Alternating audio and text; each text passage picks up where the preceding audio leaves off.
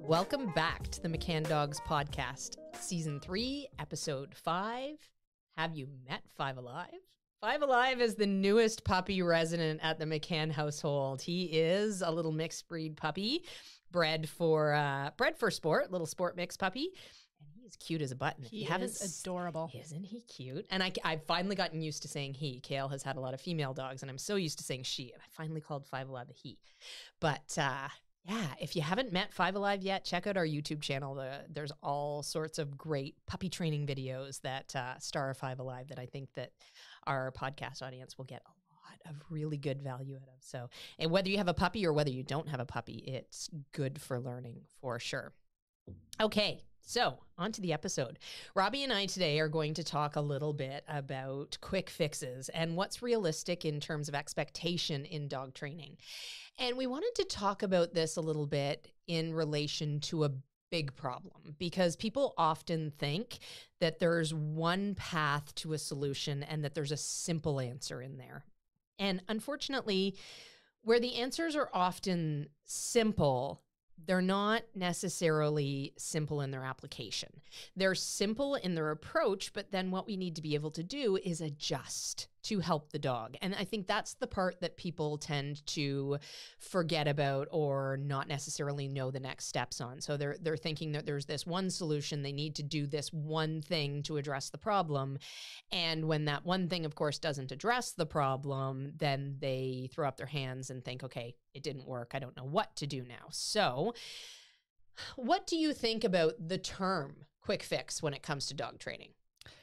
First thing I think about is someone who doesn't want to actually take the time to train their dog. And it makes me feel sad for the dog, because there is no quick fix in dog training. Yeah. You know, there is no cookie cutter approach that we can use in training a dog. We need to look at the dog as an individual, assess how that dog is feeling, why they're acting the way they're acting, and then figure out how we can help them. You know, it's our job as their leader to figure out what makes them tick and how we can help them learn how to make better choices. And that is not always easy. And, you know, people often come to us and say, here's my problem. And we look at that, but then we can see all sorts of other things that are issues as well. And we know that we need to address those things first before we can even start to touch that one particular thing they think is a problem. Yeah, absolutely. And in terms of looking at the problem, what do you think you would do to deal with a dog reactivity problem, for example? If you were faced with this situation, what is the first thing that crosses your mind in terms of moving forward to try to fix that problem? The first thing I always think about is how to set the dog up for success. Beautiful. You know, I think a lot of times people, when they're dealing with a reactive dog, they, for some reason, want to put the dog in a situation that causes the reactions and then correct the dog for them. And that's really the wrong approach. You know, training a reactive dog should be really boring. It should not look like you're training a reactive dog. We want to set the dog up for success and say to them, here's how I want you to behave in this situation. If we just throw the dog into the deep end and allow them to make mistakes and there's all of that rehearsal, it just makes it harder and harder to fix the problem. And again, it's not a quick fix. It's going to take time. And if we can set the dog up correctly and take our time to work through things with the dog and help them to understand, it's just such a nicer process. You know, the last thing we want to do is set the dog up to make mistakes and then have to correct them. That is just not a fun thing for the dog, and it's not fun for the human either. Yeah, and that actually is us being reactive to our dogs being reactive. Exactly. Which good dog training and what we consider to be good dog training in the McCann method is always about being proactive. It's always about anticipating what's going to happen so that you can keep the dog from making the mistakes over and over again. We know as dog trainers that a lot of behavior happens because it's allowed to be rehearsed. So the first thing that we always recommend you do, you know, if you don't have the understanding to move forward to fix a problem, the best thing that you can do until you acquire that understanding, and that would be, you know, finding somebody who can help you out with that. The best thing that you can do is stop the rehearsal of that problem. So allowing the dog to continue to practice the exact same thing you're trying to fix will only drive that behavior further, which is such an important piece of the equation. Now, what we also want to make sure of is that we are using good information and good advice to move forward with the dog. I think that we might be getting a little bit ahead of ourselves, though, because we've dropped this word reactivity, and it just occurred to me that most of the time the word reactivity is misunderstood as well.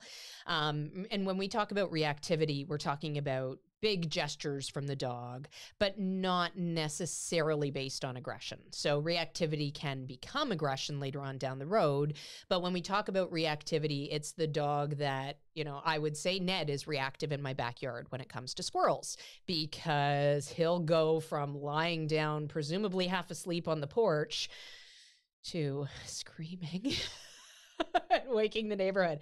I don't know if you've ever heard a Toller scream out there, but Tollers can make some really something else. Oh my goodness. Something else. Yeah. But there's a lot of noise that comes out of him. And when he sees that squirrel, I've had to work really hard to get in front of that reactivity, because I don't want my neighbors to have to listen to that. It's an awful noise. I also don't want my dog chasing down squirrels in the yard. So now is the season. Spring is here. Spring is here in Ontario. We're so excited about that. But they run the pathway along my fence line, and they're busy and they're constant. So I've set up for spring now. As soon as they started reappearing again, they started waking up from a little bit of a slumber. They're definitely not as active through the winter in my area. Now that they're waking up and they're moving, Ned is remembering that these things are fun. They're fun to chase, etc. So for the last, I would say, week and a half, when we're out on the porch, when we're out on the back deck, rather, I have him set up so that he's under control. He's not just doing his own thing in the yard. He is with me. He's lying down. If I thought that I wouldn't be able to control it with my voice, I would have a leash or a line on him so that I could physically control it. And basically, I'm taking a step ahead, and I'm setting it up so that every time I see a squirrel starting to approach, right away, I'm telling him, oh, what a good boy, good relax, good settle. I use the word settle with him, good settle, very good. And then from there, and Ned's at the point now where he's well-trained enough at 5 that he doesn't really need the food rewards per se. He's happy to just be right. And then from there, I do some tricks with him, right? He goes, oh, I'm doing something good. And he focuses on me, and we do some tricks, or we do some fun things, some of the things that he gets naturally reinforced by at this stage of the game because they've been trained for so long. And then I might throw a toy for him. So now he has an outlet for that energy as well. And I'm happy to say that every year when this ritual starts, we spend a lot of time out in my backyard. Every year when this ritual starts, the duration of time that I spend with reminder training gets shorter and shorter and shorter. And over the last couple of weeks, we did a couple of reminder sessions, and now he sees the squirrel and I see him get excited, but then he looks to me instead, right, because for direction. Yeah, exactly. And there's a couple of reasons for that. One is that the reinforcement is coming from me. So he's wanting to earn reinforcement at that moment. And basically I've set him up to recognize that the appearance of a squirrel means good things are coming from me. So now he sees the squirrel and he's not thinking about chasing the squirrel. The other reason that he's not thinking about chasing the squirrel is that he never gets to do it. So I'm very careful to make sure that he doesn't get to rehearse chasing that squirrel over and over and over again. So if you were watching me train Ned in these situations, you would probably think, oh, that dog's not reactive to squirrels, no chance, which is exactly your point. That's exactly what I want. I want to keep him sub-threshold. I want to get those rewards in. I want to keep him in a state of mind where he can think and he can productively make decisions. And then from there, I can build other behaviors, et cetera. So yeah. And in order to be able to do all of that, you need to have good, solid, basic training on the dog. You can't just deal with the one particular situation that pops up. If the dog has no skills to fall back on, you're not going to be successful with your training. And the idea with the McCann method is to teach the skills, teach the basics, have them really solid so that you can use them in those sorts of situations. But a dog with no training, they're never going to have success. They need to have skills first. They need to understand that you're a good leader. You give good direction. You're there to guide them. You're there to help them. You're not their enemy. You want them looking to you saying, what do I need to do in this situation? And that's what Ned has learned. He's learned to direct back to you and say, okay, Shannon, what should I do? Yeah, absolutely. And to your point there, if I had started training Ned with squirrels as the distraction, there's no way I would have had success. Absolutely. So he knows full well how to lie down, be still, be relaxed with all sorts of stimulation going on because we've trained that prior to actually needing it in this situation. And talk about that a little bit. Talk about how much you expect your dog to understand and make decisions in a situation before they're actually completely trained. Yeah. And you know, I would never really even say that a dog is ever completely trained because, you know, they're dogs. They're Mhm. going to make mistakes. But the important thing is that as their trainer, we're able to recognize the moment they're off track and say, hey, Mhm. wait a minute, this isn't right. This is what we need to be doing instead. But a dog needs to have a really solid foundation of skills in a low distraction situation before we start to up the ante on the dog. If we throw them in too soon in a situation that they can't handle, we're setting them up for failure, and we're setting them up so that we're having to say, no, you can't do that. No, you can't do that.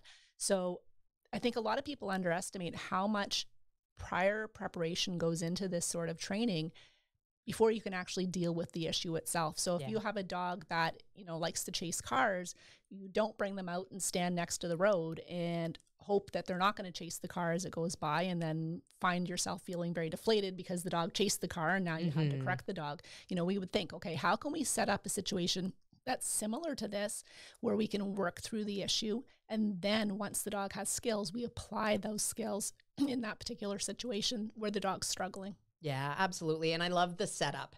I absolutely love the word setup. I love the idea of the setup in training because the predictability factor is so much nicer when you've set up the situation. When you are out on the street and your dog doesn't have good greeting manners yet because they're still a puppy and they're still learning, and you have a stranger come up to you who just loves puppies and they go, "Oh my gosh, look at your cute puppy. It's so sweet. Let me jump all over him and let him jump all over me." And then you go, "Oh, I'm actually trying to teach him not to jump up." And the person goes, "Oh, I don't care. I don't care. I just love puppies. I don't mind if he jumps on me." And, you're trying to decide between, should I continue to be polite and then clean up the mess with my puppy later? Or should I address this with this stranger and there's this awkward conversation you're having with yourself? And then the dog basically gets reinforced for exactly the wrong thing. So rather than that situation, I would much rather say, "Hey, Robbie, come over here and help me with greeting manners." And I'm going to tell Robbie to, "Okay, I just want you to stand 10 feet away to start with. Ned's really struggling. He's really friendly. He really wants to get up and jump all over everybody, but he's just learning. So I'm working on having him sit at my side. And Robbie, don't even look at him. Just walk past him 3 or 4 times." And as Robbie walks past him 3 or 4 times, I'm feeding Ned for holding that sit on a loose lead. And if you listen to our last episode, we talked a lot about the loose lead and how important that is in your training, because eventually you don't want to have a leash or any equipment on your dog whatsoever. You want them listening to your voice. So anytime I reinforce my dog, reward them, I'm going to make sure that it's done on a loose lead. So Ned's sitting at my side on a loose lead as this person walks by in front of him. And basically what that's doing is it's getting in front of any sort of reactivity. So rather than me allowing him to have his little mind blown by Robbie being present because he wants to go and say hello to Robbie, I can instead teach him that, yeah, Robbie's there, but you can ignore Robbie until she comes in to actually say hello to you. And because I get to practice this situation where Robbie walks back and forth in front of Ned, 10 feet away to start with, and then I'm going to have her move closer. "Okay, Robbie, he's doing great. Come 5 feet in. Okay, Robbie, he's doing awesome. Stop right there and just stand there." And I'm rewarding him while he's sitting. And then we leave that training situation, and I have basically just had a great opportunity with my puppy to learn what's appropriate in terms of greeting manners. And Robbie hasn't even reached in to say hello. But the next time I start this training session, rather than starting in a situation where my puppy is already excited and bouncing out at Robbie to say hello, he's going to have some history from yesterday. And he's going to go, "Okay, I got lots of treats for holding this sit. Now Robbie's going to start at 5 feet away. I get the rewards in for him holding the sit. Now Ned might be ready for Robbie to come in and stand within 2 feet without getting up out of that sit. He might be ready for her to reach under and give a little tickle under the chin while he holds the sit." So I'm a couple of training sessions in, and because of the proactiveness of my training efforts, Ned is now learning to hold position at my left-hand side and greet politely, which I'm going to continue to build on. I'm in training mode right now. This is definitely not my end product, which a lot of the times people see these little snippets, don't you think? They see these little snippet windows of a dog in training and they think that's where you have to rest forever, which is definitely not the case. We're building on these steps, you know. They master this stage of the game and we ask them for something a little bit tougher. And then they master that, we make it a little bit tougher. And eventually, we've got a dog that can hold a sit while Robbie comes in and pets all over his head and ruffles his feathers and, you know, has a good greeting. And Ned can enjoy that greeting, but while holding the sit and wiggling instead of jumping all over Robbie. So, in terms of getting ahead of things when it comes to training, what's another area? What comes to mind when you think about where dogs will often be reactive, where we could have done a better job giving them information ahead of time? I think a lot of people I find struggle walking their dogs when they're encountering other dogs because they'll often feed off of other dogs. They'll trigger on other dogs' triggers. And it's a situation where people sometimes expect too much of the dog when the dog doesn't have the appropriate training to begin with. And, you know, they'll set the dog up in a situation where the dog's passing by another dog out on a walk and they're too close. And now the dog is reactive and not necessarily aggressive. We don't necessarily mean aggression. The dog might be barking and bouncing out of excitement. It might just be stimulation, a little bit of over arousal, but the dog's making a mistake. The dog's not behaving appropriately. And then to add fuel to the fire, the other dog will often react. And now you have two dogs being reactive, and it just creates a situation that is not nice to have to deal with. So what we want to do is think about creating distance in situations like that. So if I'm walking in the park with a young dog and I see someone approaching with another dog, I'm going to move off the path if I need to. I'm going to move as far away as I feel I need to in order to help my dog pass by successfully so I can reward my dog and say, this is what I want. I want you just to acknowledge the fact that, yes, there's a dog over there. No, you do not get to go greet it. You need to stick with me, and I'm going to reinforce you for it. I'm going to make it worth your while. And then over time, I'm able to walk closer and closer and closer to the other dogs without my dogs even thinking about the other dog. They know that there's no reinforcement over there with the other dog. All the reinforcement is going to happen with me. And, you know, I'm very selective. If I'm walking somewhere and I see someone approaching with a dog, and, you know, you get a pretty good sense about dogs as they're approaching, whether they're in control or they're out of control. And quite often what I'll do is I'll look at the human and I'll say, what is the human doing? And if that person all of a sudden starts to look tense and they're holding their dog in on a tight lead, I'm thinking to myself right off the bat, I don't know if I want to get close to them. So I'll give them a wide berth, or I'll move right off the path and I'll have my dog just sit with me and allow them to pass by. I'm not going to set my dog up in a situation where there's going to potentially be an issue. Yeah, absolutely. And I think a lot of our listeners right now are probably thinking, when do I get to let my dog say hello to that other dog? Yes. So, I know I've talked about ad nauseum how I go about on-leash greetings, which they don't happen. They don't ever happen. Robbie, I am sure you're of the same philosophy, but tell me a little bit about dogs out there on the street and why you don't. Yeah. When a dog is on leash, we want them to learn that they're with you. You know, they should be paying attention to you. They should not be pulling to go and do this and go do that or go greet other dogs. We want them to learn when they're on leash with you, they're to give you their attention. And we're not saying that they have to walk along staring at you, but they need to be mindful of what you're doing and sticking with you. And if we allow our dogs to just go greet willy-nilly out on the street, we're teaching our dogs that, hey, life is great when you ignore me. You know, when you pull on that leash to go greet, good things are going to happen.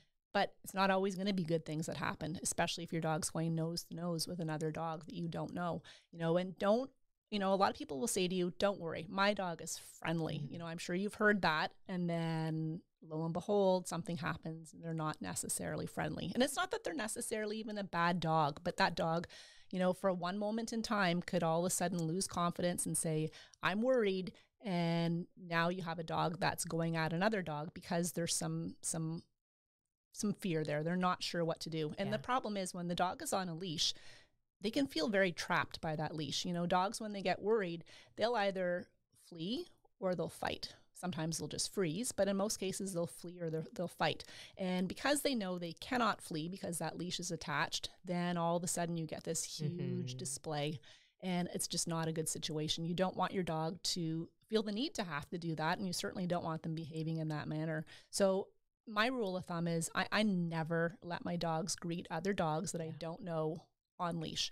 You know, if I'm walking with a friend and my dogs, you know, have had lots of opportunity to interact with that dog and their buddies, you know, where they've had opportunities in our yard or out on walks in the park somewhere where they have interacted and I know that I can trust that other dog, then I will let them say a quick little hello when they're on leash. But at the same time, I know that at any moment I can tell them, go say hi, give them permission to say a quick hello, and then I can just call them back to me and it's a non-issue. You know, they're not looking to continue trying to engage with that other dog. They focus back on me right away as soon as I ask them to, and then off we go. We just continue on our merry way. But we don't ever recommend allowing your dogs to go greet other dogs. It's just not a safe situation. Yeah. And I really like what you said there about the default behavior, about saying, go and say hi, giving permission for things versus them assuming that each dog that they see out there on the street is going to be their option to go and say hello to.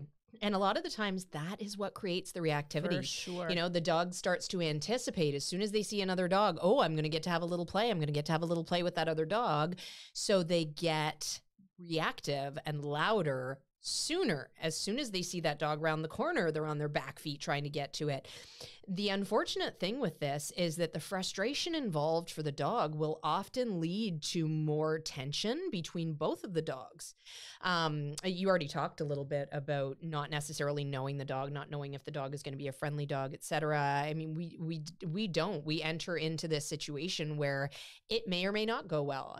You don't know that dog. You don't know their history. Unfortunately, we do end up hearing a lot of stories, and there's a lot of stories where people said, oh, he just wants to play, and they either are misidentifying their dog or they're misunderstanding what their dog is trying to say. So whether it's deliberate or not, they're trying to save face because they're embarrassed by their dog's behavior, who knows?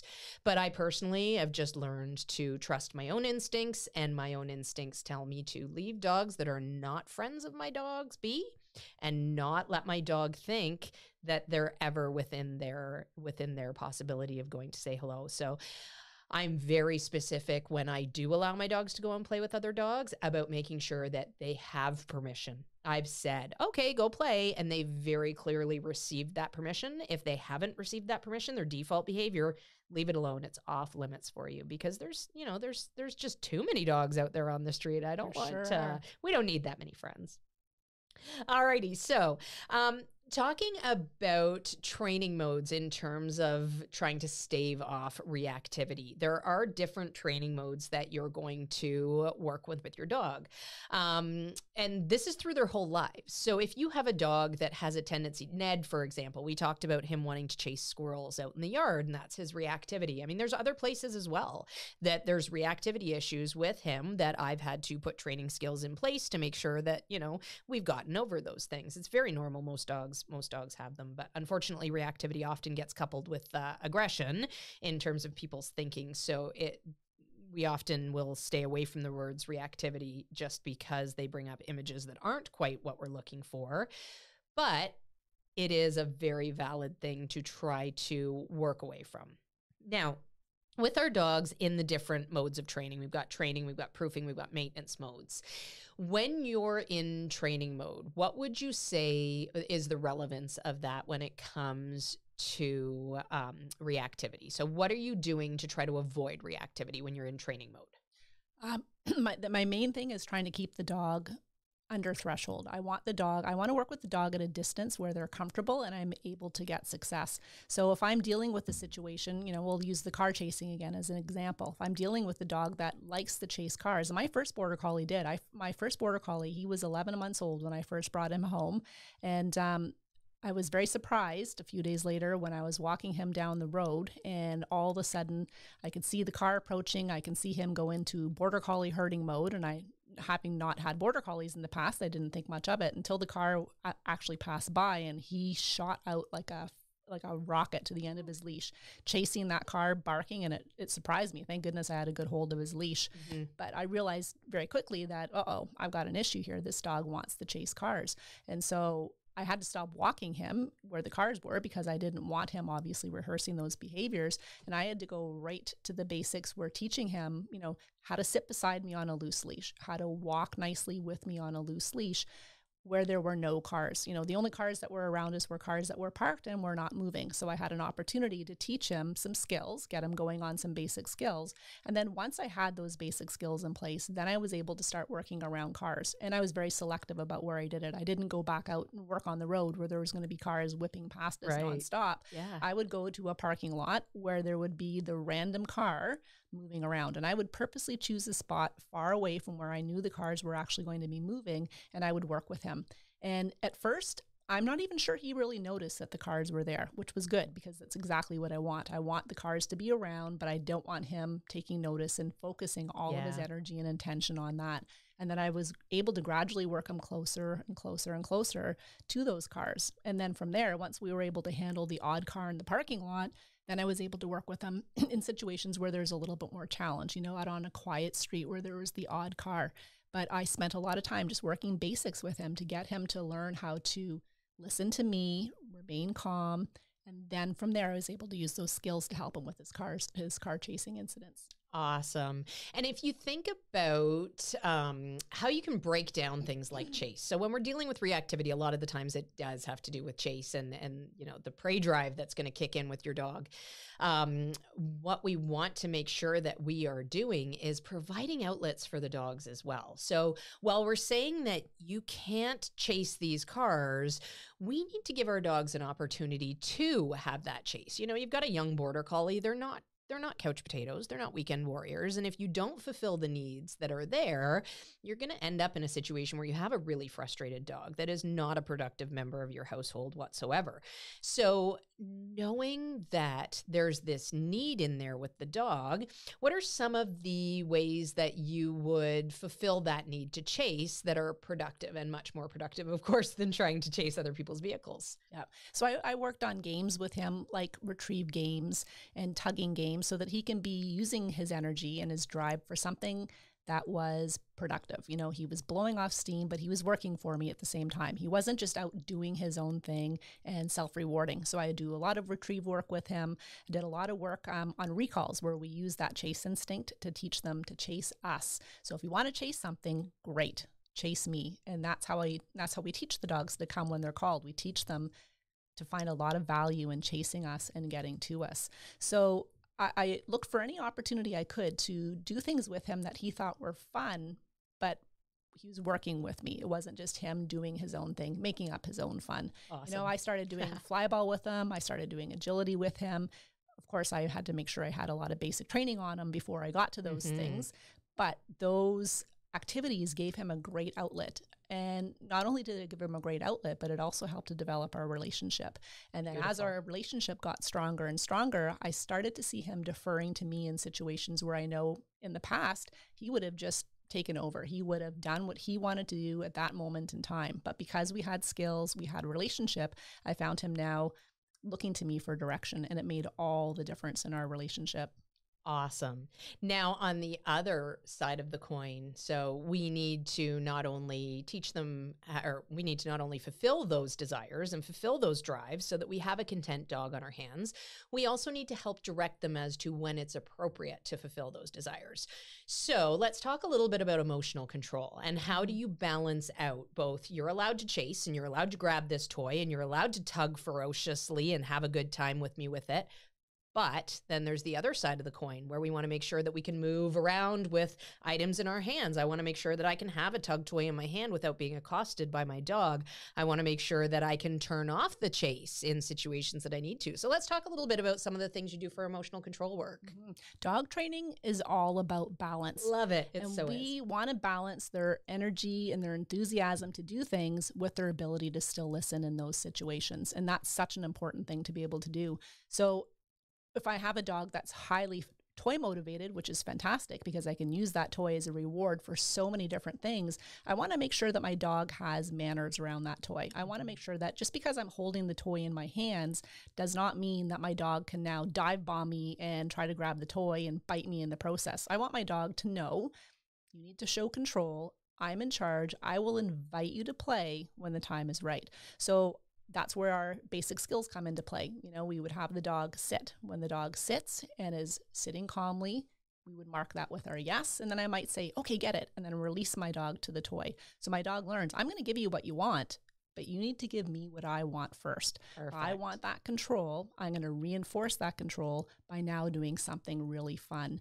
And you'd be surprised at how quickly the dogs figure this out. And what happens is the dog starts to look to you, you know, with that look of desire where they're saying, I cannot wait because I know that any moment you might release me to do something really fun. So we've got that control, but we've got that energy and enthusiasm where we're making it work for us rather than allowing the dog to work for themselves. Yeah, honestly, such an important thing. The balance thing is so crucial to our dogs' lives. We can't just say, you can't chase. You know, we've got a dog who was bred to chase. These are not weekend warriors. They're bred to be very reactive to motion. They're bred to chase and herd and organize, etc. They wouldn't be very good in these working situations if they didn't have any chase drive. If they went, oh, sheep, good for them, and then laid back down, we wouldn't have a very good border collie to work with. So we definitely need to have that in the dog. And this is where sometimes things get a little bit confusing for people, where they get these dogs that are not necessarily a good fit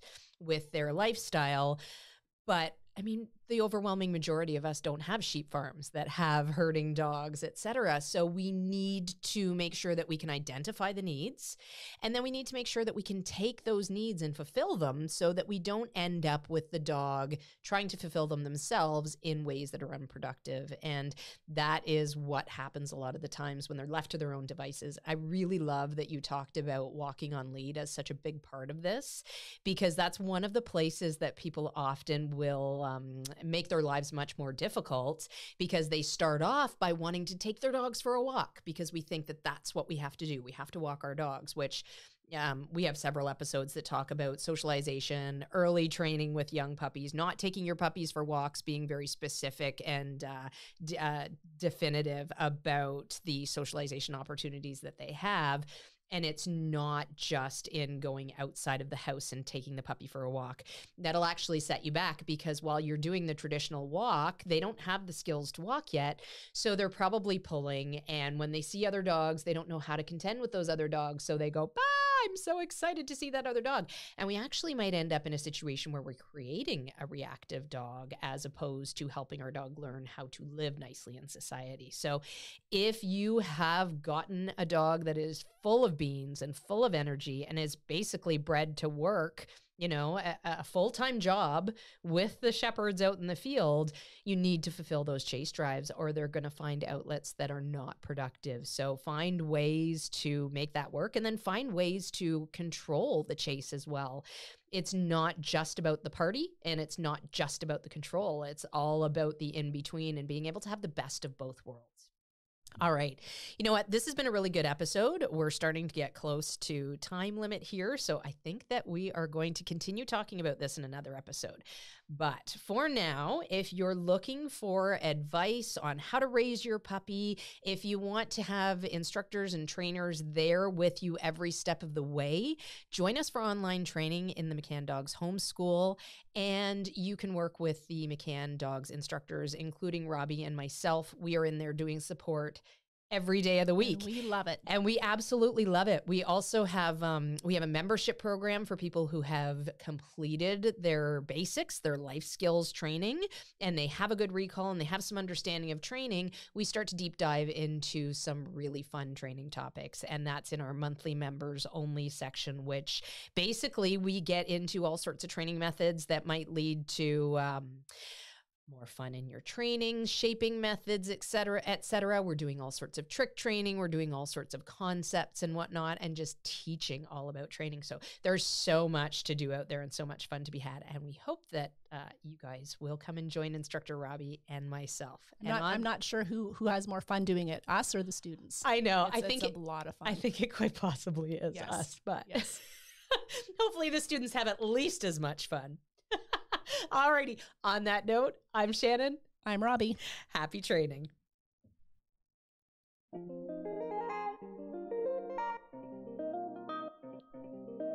I hope you enjoyed this episode of the McCann Dogs podcast, and if you'd like some more training resources, be sure to check us out on YouTube, Instagram, and Facebook at McCann Dogs. And if you'd like to train with us online, be sure to check out the show notes below for our My Dog Can online training program, where we know in just a few weeks your dog will become a well-behaved family member. Until then, happy training.